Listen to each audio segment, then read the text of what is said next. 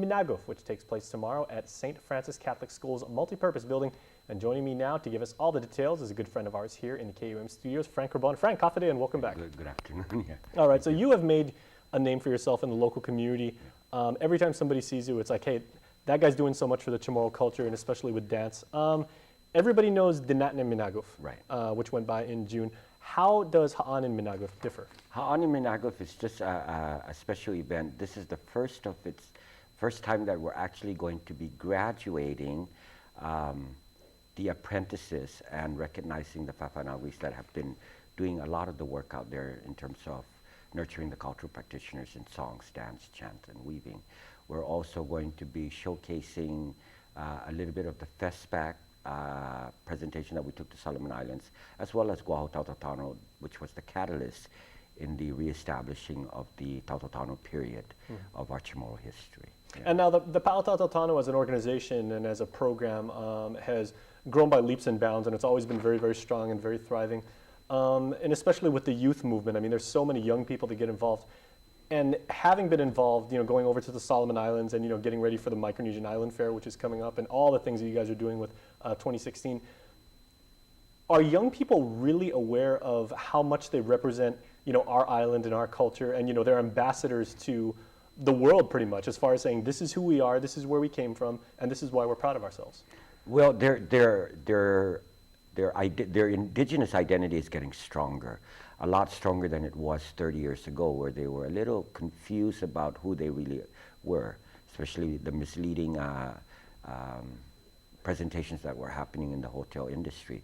But now with the renaissance of Chamorro culture in all aspects, language, songs, dance, chanting, weaving, every aspect of our Chamorro existence are being taught now to our young generation, our future leaders. And so they're finally taking a very strong pride on who they really are, simply because they're starting to realize what it means to be Chamorro. And that's pretty prevalent in a lot of the youth that we deal with. And I think that's very commendable, because, you know, quite some time ago we were really not too sure about how to identify ourselves. In the late 80s and early 90s, the big word was always like, you know, self-determination and self-identity. That was like the big question mark. But yeah, it's very, very strong now. And you were talking, of course, a few moments ago about the Fafanaguas and the graduation. What are the criteria by which someone moves through the program and then, you know, I guess, you know, proves themselves worthy and knowledgeable? There's 4 levels.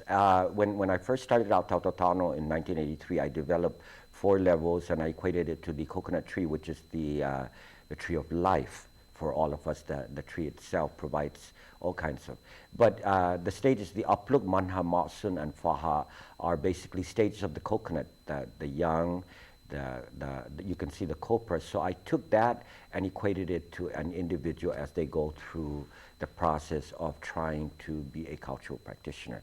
And then eventually, after achieving the Faha stage, they graduate, and I certify them as Fafanagui, or traditional Chamorro traditional arts teacher, which is now an accepted curriculum in the Department of Education, thanks to the approval of the Department of Education Board. And that happened in June 20 this year, 2012. And certainly this is going to be a huge moment in these people's lives and, you know, their families, and so many people would like to partake of it. You know, we're going to go down there and try and cover it for you. Where can people, are there tickets that people can buy if they want to participate? Because, you know, this is going to be a big event. This is very significant. Definitely. The doors will be open at St. Francis Multipurpose Auditorium at 12 o'clock. The show, I wouldn't say the show, the honoring of the graduates and the presentation will begin at 2 o'clock. And it's only a 2-hour presentation. So this particular event is not an annual event. It's just an event. The graduation will always take place every 3 years. It doesn't happen every year. So as apprentices start achieving their levels, then they move into the last 3 years of their phase in order for them to get certified. Well, there's 13 of them, 14 altogether, that will be receiving recognition and graduation for the many years that they've devoted into. Now, Frank, before we go to commercial break, I don't want to speak about mortality too much, but have you thought about who your successor will be and who will carry on who will carry on the torch?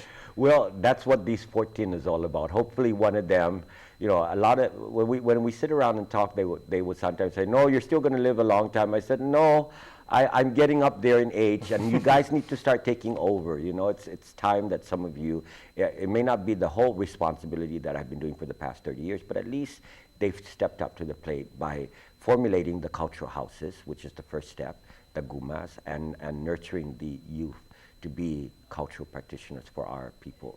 And certainly there may be people that love the Chamorro culture as much as you do, but certainly no one loves it more. So thank you for everything you do for our people. I appreciate that. All right, All gumas, yeah.